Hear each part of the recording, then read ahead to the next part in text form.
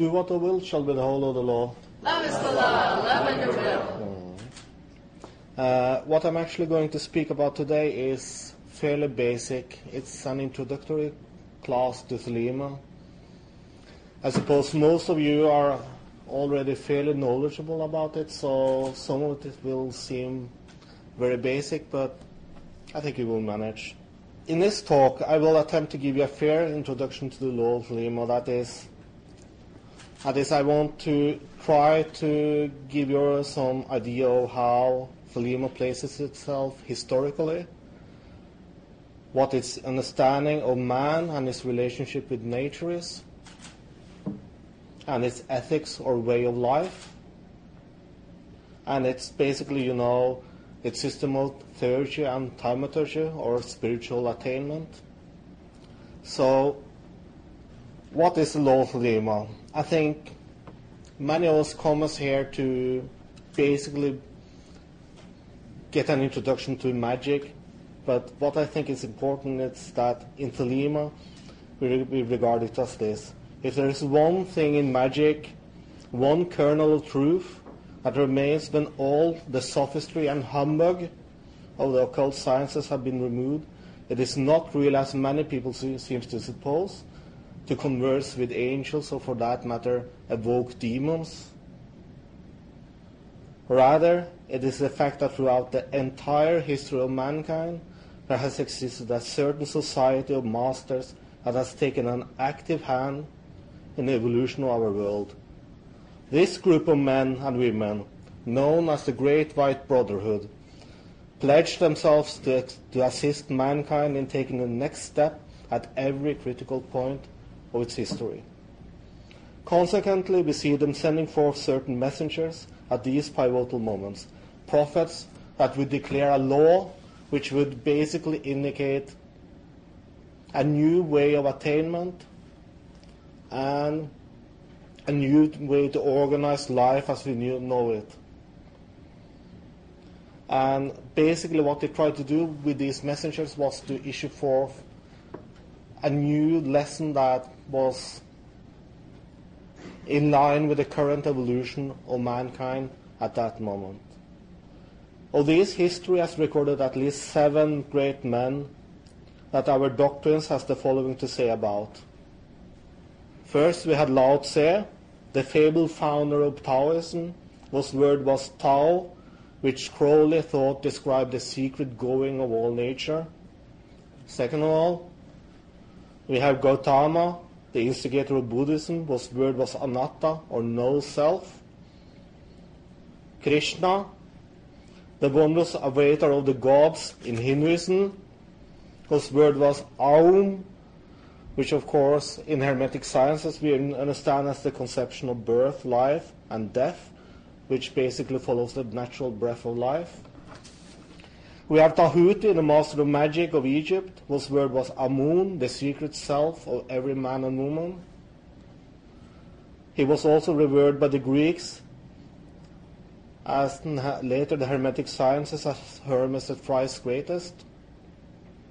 And we have Moses, the mythical founder of Judaism, whose word was Jehovah, expressing the facts of nature.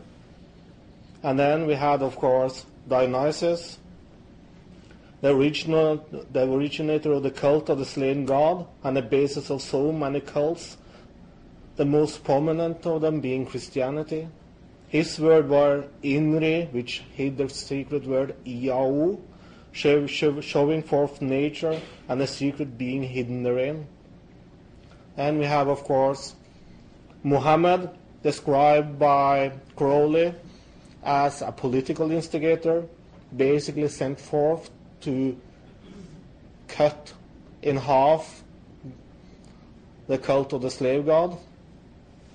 His word was La Allah, which Crowley kind of amusingly interprets as no God, but which Crowley basically interpreted as meaning there is no God but man. All these people were men, but time and myth, like it often does, turned them into something more than they actually were. The real stories, however, have sadly been lost, in antiquity, and their myth and words gone through numerous attempts at editing them, so that they would pander to the prejudices of those who would abuse the letter and the word of truth. The results were catastrophic. Though from these 7 sprang as intended for civilization, in time all these words became fossilized, and the spirit that inspired the letter was forgotten and taken advantage of, not only by demagogues who wanted to instigate a revolution in the outermost instead of the innermost, so that they could better control mankind, but also by fools who wanted the sacred teachings of their prophet to pander to their own prejudices, so that they could retain their vain ideas about themselves. In particular, it serves as a fool's gold for those that believe truth to be inert and final, rather than a state of going and perennial, not realizing the limited scope of each prophet and their word. Each time the reaction from the great white brotherhood was exactly the same. It was immediate and as it was identical. They removed themselves from the letter and the word of truth, and issued forth a new messenger, who would rekindle the true light of the truth in the darkness that the folly of man had cast themselves into. Now, the most recent of these prophets were the Master Aeon, also known as the Beast 666, concentrated in the person of Aleister Crowley, whose word of the law was Thelema, as enshrined in the 11 words I opened my lecture with. Do what thou wilt shall be the whole of the law. On 3 fateful days in 1904, he received the Book of the Law, a small book that throughout 3 chapters declared the Law of Thelema, and how to apply it to absolutely all problems that face mankind in the current Aeon. Now, in order to prevent the folly that plagued the application of the letter and word of the truth in the past, the Great White Brotherhood asked that the manuscript or the original Textus Receptus of the Book of the Law be printed in the back of every copy of the Book of the Law. This would circumvent any attempts at editing it. Now, many of you might perhaps laugh at the concept of someone wanting to edit a holy book, particularly its followers, but history will disagree, I think, with your naivety. Since its reception, there have been numerous attempts at editing it in order to make it seem less offensive to our prejudices, and this is an ongoing project of many to this date. Clearly, the Great White Brotherhood showed a pre-science born out of their previous experiences when making this explicit rule. Moreover, Crowley were also commanded in the same book to write down a comment, write down the events surrounding the reception of the Book of the Law, and to provide a comment in order to guard against anyone who would love to invite the folly that resulted of the previous attempts to abuse the writings of the other prophets. It took a long time, but when it happened exactly as it was decreed in the Book of the Law. Swiftly and without hesitation, in 1924, Crowley received what came to be known as the Junus Comment, or simply the Comment. It reads as follows: Do what thou wilt shall be the whole of the law. The study of this book is forbidden. It is wise to destroy this copy after the first reading. Whosoever disregards this does so at his own risk and peril. These are most dire. Those who discuss the contents of this book are to be shunned by all as centers of pestilence. All questions of the law are to be decided only by appeal to my writings, each for himself. There is no law beyond do what thou wilt. Law is law, love and the will. The priest of the princess, Ankh of Nakunsu. Unfortunately, many people still invited folly into their lives, believing that this comment gave them the absolute permission to spread their own law of Thelema and form their own ideas about it without reference to the writings of the Master Aeon. Crowley is, however, adamant that this comment was made in order to avoid the creation of heresiarchs. Throughout his life, he saw the fate that befell those that started involving themselves with an extensive commentary on the Book of the Law. In time, they all fell prey to madness and attempted to establish an opposing faction of Thelema and waged war against his prophet. This made him remark on this subject in Magic Without Tears.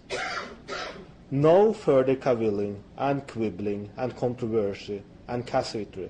All heresiarchs are smelt in advance for the rats they are. They are seen brewing their very vile small beer in the air, the realm of intellect swords, and they are accordingly nipped in the bud. All parliamentary requirements thus fulfilled, according to the famous formula of the Irish MP. We can get on to your other questions untroubled by doubt. One textus receptus, photographically guaranteed. One high court of interpretation, each for himself alone. No patristic logomachers, no disputed readings, no civil wars and persecutions. Anyone who wants to say anything, off with his head, and on with the dance. Let joy be unconfined, you at the prow, and Therion at the helm. Off we go. This is, however, not on the face of it an argument against originality or even heresy, but rather that these should not end up as heresiarchs.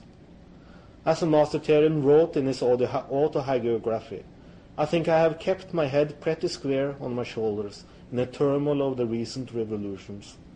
I find myself able to distinguish between the artist whose eccentricities and heresies interpret his individual peculiarities, and a self-advertising quack who tries to be original by outdoing the most outrageous heresiarch at the moment. In short, we are all to be united under his banner, the mark of the beast, by which sign he declared that he would conquer the world.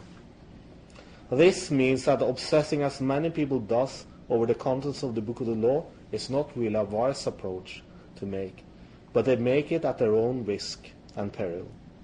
They are, however, free to do this, but not to present their findings to other people. In that case, we are commanded to shun them as centers of pestilence.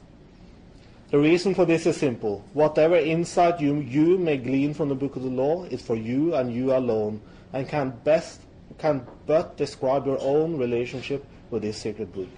Each of us are alone the sole arbitrator of how to decide the Book of the Law, with appeal only to the writings of the Master Therion. In practice, this means that we may discuss the writings, even the commentaries on the Book of the Law, but not the Book of the Law itself. In practice, this tends to set up warring factions, and sooner or later we will have intolerance and religious wars at our doorstep.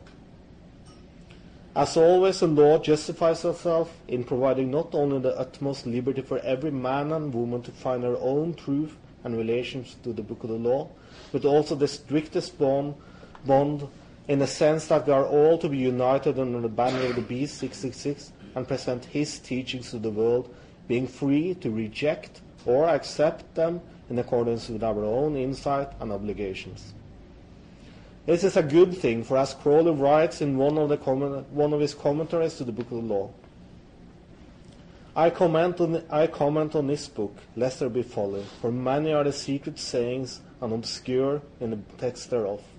It would be easy for the clever and the crafty to distort the true meaning of Aivas, so as to suit their own conceits, as have been said of old times in the cases of the words of the Masters, the Quran, and the so-called scriptures of the Christians. His authority to do so was made perfectly clear in another statement concerning the proper exegesis of the Book of the Law.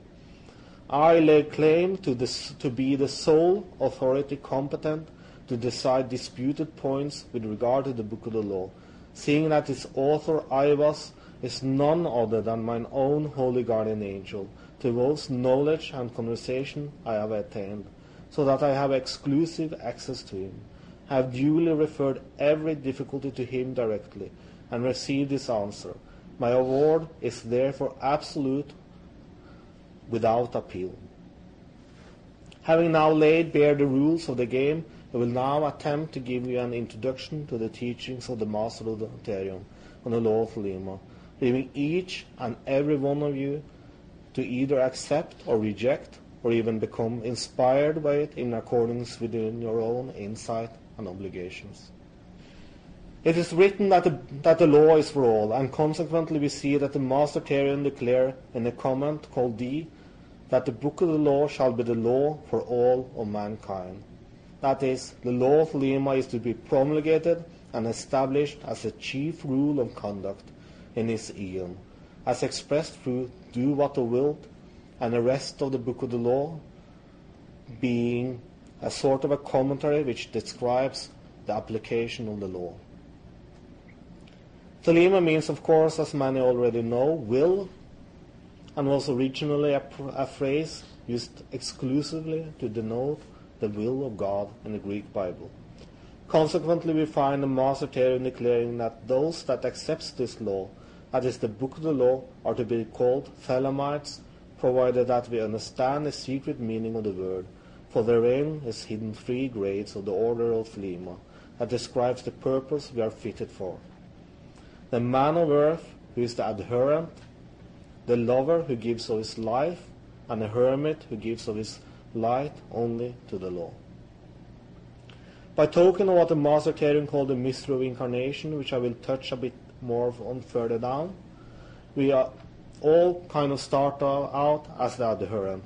That is, as Crowley points out in his book De Lege Libellum, at first we all have to come to terms with the law. For each of us there comes a point where the law is promulgated to us, and from there we start our journey inwards towards its center, getting to know it in both theory and application. By token of these principles, it is clear that the next step in the new Aeon consists of recognizing ourselves as gods in the spiritual and the individual as a fundamental unit of society in the outer. First then, we must accept the book of the law as a letter and word of truth, and this is the basic and fundamental condition of being a Thelemite according to Crowley.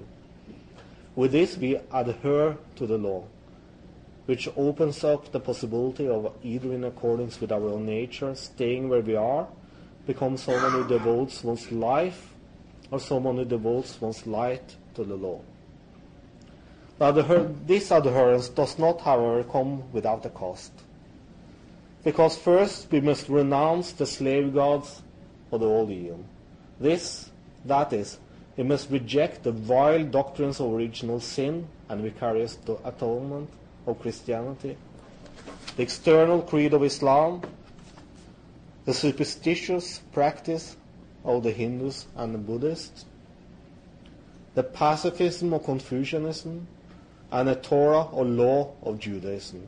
In fact, the Master Aeon was even adamant that we should have nothing to do with anyone who has not rejected these things.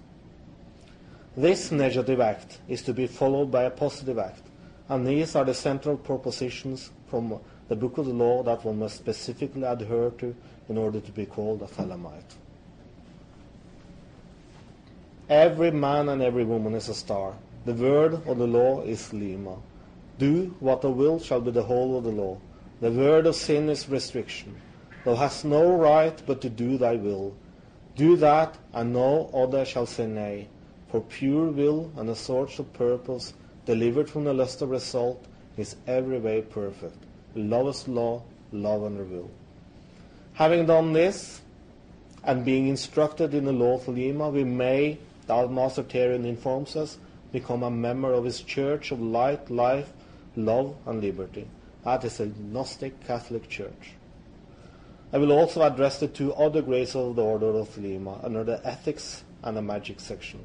But for now, I would like to focus on the conception of man and his relation to nature as expressed in the creed of the Thelemites, found in the Gnostic Mass. Thelema conceives of the universe as a dynamic interplay of two primal forces, the absolute or nuit, that is all things existing, and hadit, the energy that permeates the universe. These, being divided for the chance of union, creates a known universe of phenomenal existence, known in Thelema as Raur Kuit, and this is of course amply set forth in our creed. I believe in one secret and ineffable Lord. This is hadit, defined in Thelema as not only the fire that burns inside of every star, but also within the heart of every man. He is the secret and ineffable Lord, for being infinitely small, we cannot know him. And in one star, in the company of stars, of whose fire we are created, and to which we shall return. Our central star is the sun within our solar system. We are literally, as Carl Sagan declared, and as Crowley himself had no qualms in pointing out, made out of star stuff, since every complex molecule was forged in a sun. This sun, without which there would be no light and no life, is therefore the rightful focus of our adorations, and a Cochin symbol of God, or as Thelemites calls him, Horus. Thelema does, however, also teach that within every man and woman there is also a secret sun, a hidden core, a star symbolically associated with the heart. This part is the immortal part of us, our true self, that which incarnates in order to find self-expression, and through that knowledge, and on earth we find him as man, and so we find, and in one Father of life, mystery of mystery, in his name Chaos, the sole vice regent of the sun upon the earth. Every man and woman partakes in this mystery of the male divinity. That is, each and every one of us is, as the Master Theorem points out, androgyn, capable of creation both individually and in unison. And this is why in the Gnostic Mass it is not really the priestess who represents the journey of the women in the order, but rather the priest who naturally also represents that of men. Just as the star or the sun represents light and life, chaos represents love and liberty, for understandable reasons. And the creed continues, and in one air the nourisher of all that breathes. This a simple and elegant statement of the importance of oxygen, but also points out the simple life-bearing qualities that has been known as the Holy Spirit, or the active manifestation of the generated powers inside of each man and woman. It continues, and I believe in one earth, the mother of us all, and in one womb, wherein all men are begotten, and wherein they shall rest. Mystery of mystery, in her name Babylon. The consort of the sun is naturally Babylon as the earth, just as the consort of chaos is Babylon as the womb, wherein he assumes flesh and becomes the crowned and conquering child.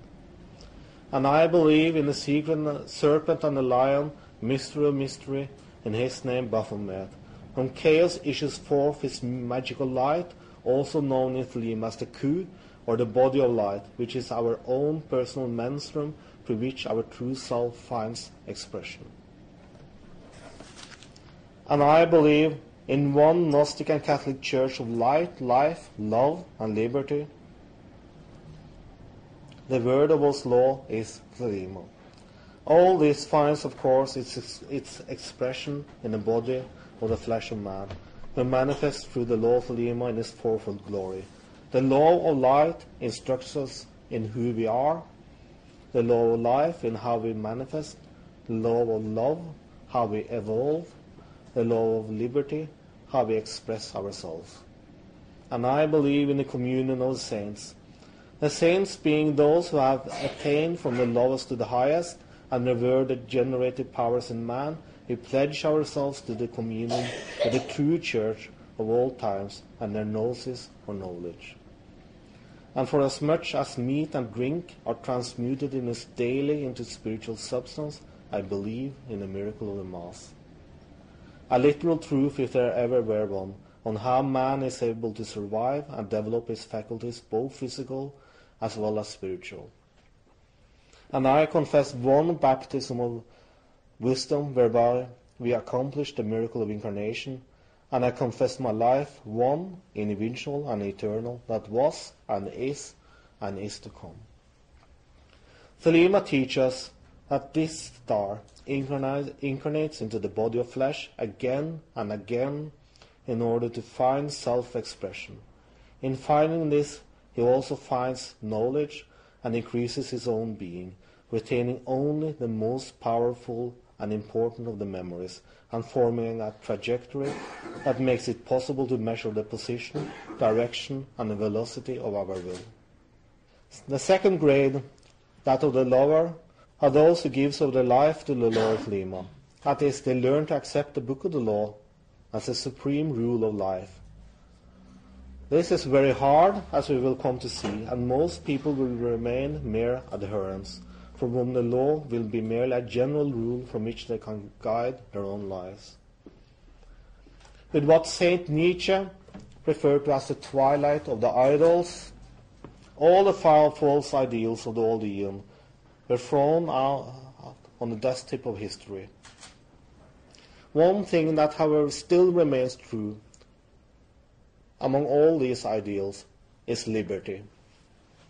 Basically, it means that while everyone should be left alone to to their own devices, finding their own level without interference from anyone else, this also means that we are all to leave everybody else in the same peace.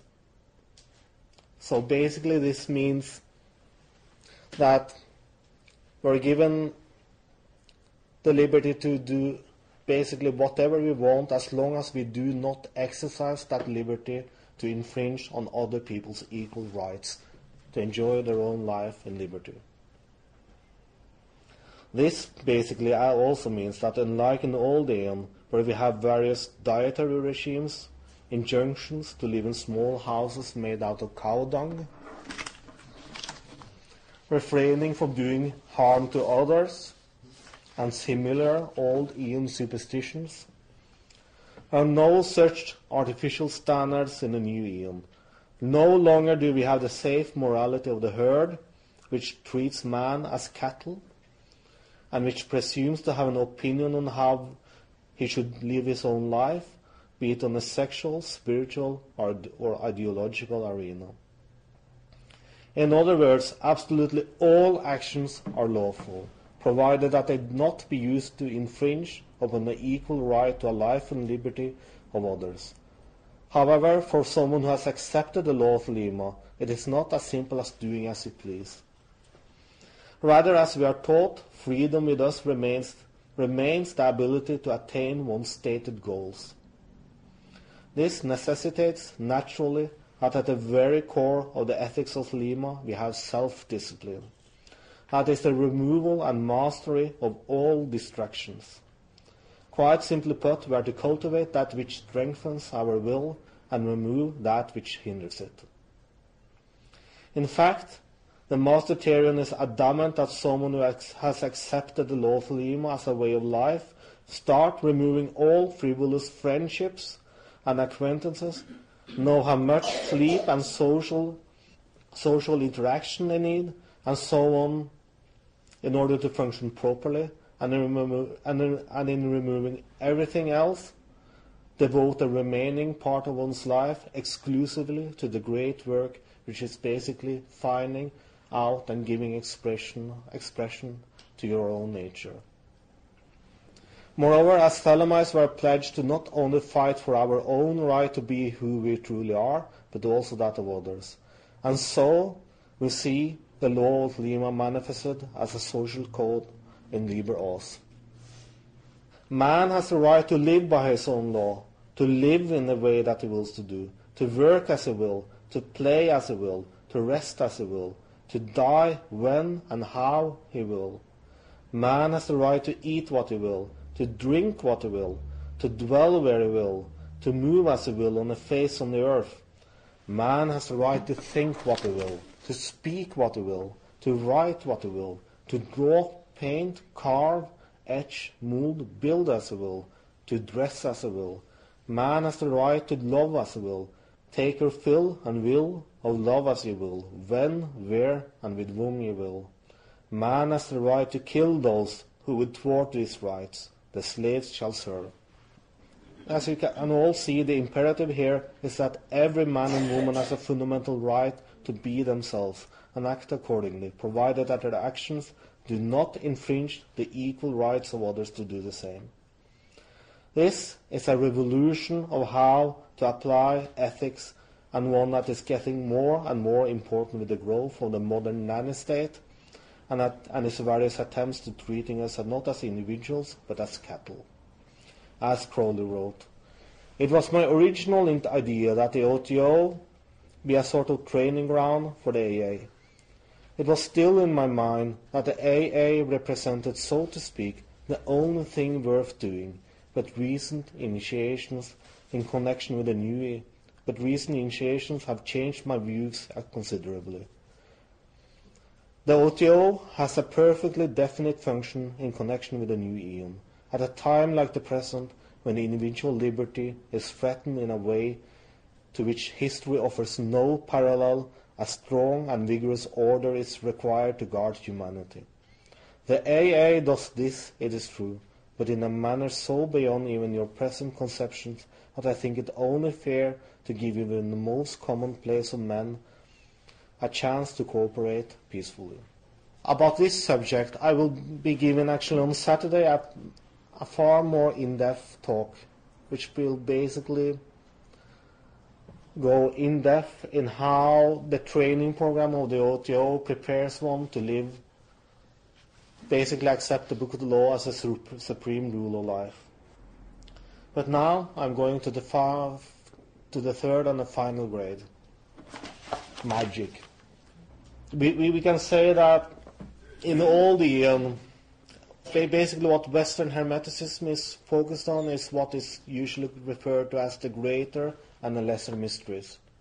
In all the lesser mysteries were mainly concerned about original sin, and the greater mysteries about vicarious atonement or redemption from that original sin.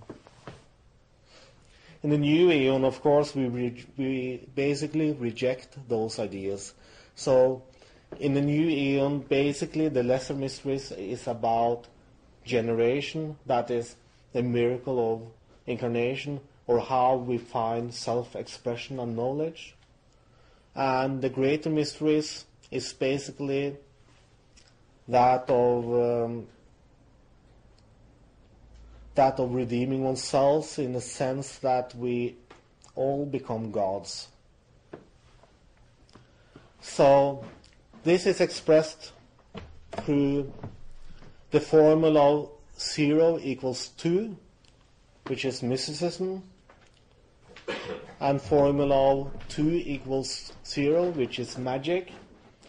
The first one being the greater mysteries, and the second one being the lesser mysteries.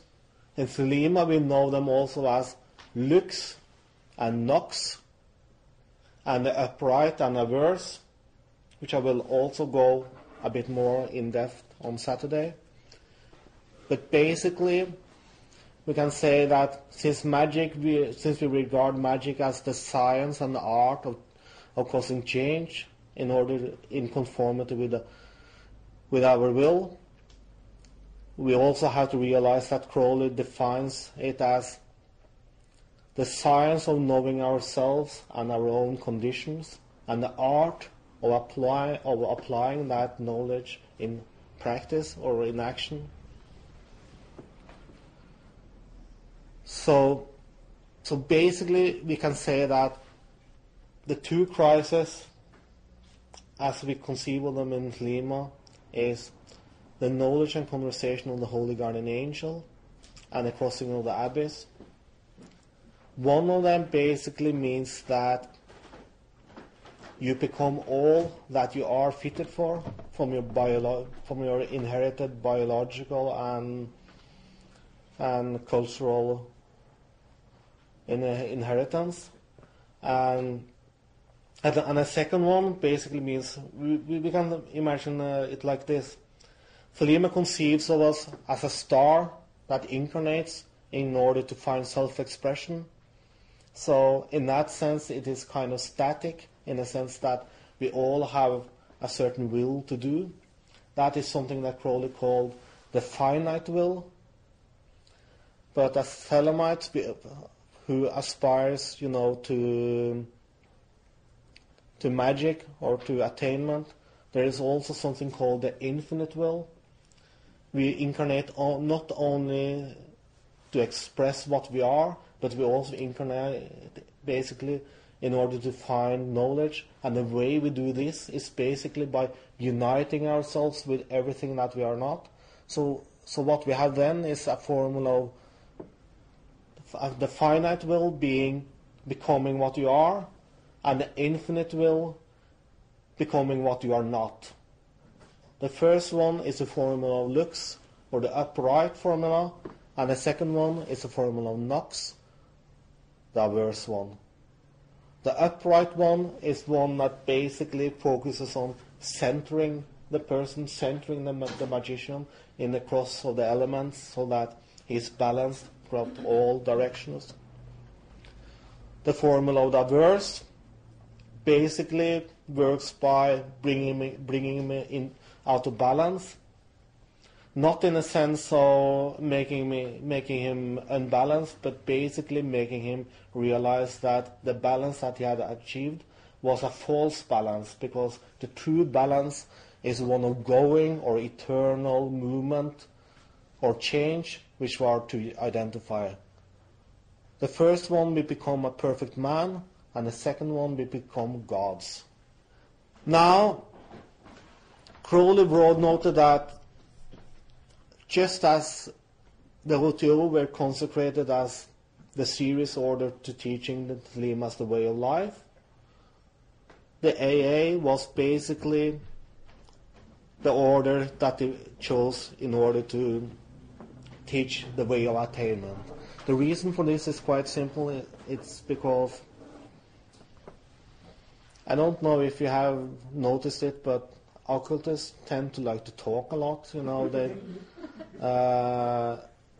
many times they really like to talk. Yeah, and they like to pick up the lingo, and anyone who has been involved in the occult scene will find many people who has basically picked up the language but hasn't really done anything. And for that reason, and for that reason only, Crowley wanted to center the teaching of magic, his system of magic that is, in the AA, where they can receive not only instruction, but more importantly, testing. That is,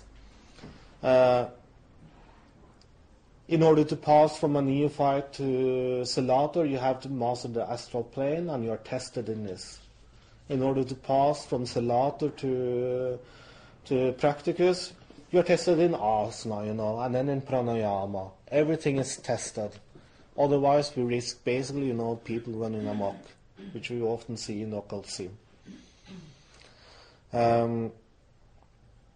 Basically, this concludes my talk. If there are any questions, I would love to receive them. Thank you to Tau Omphalos for that explanation of the Law of Thelema. Now we present Twilight by David Shoemaker.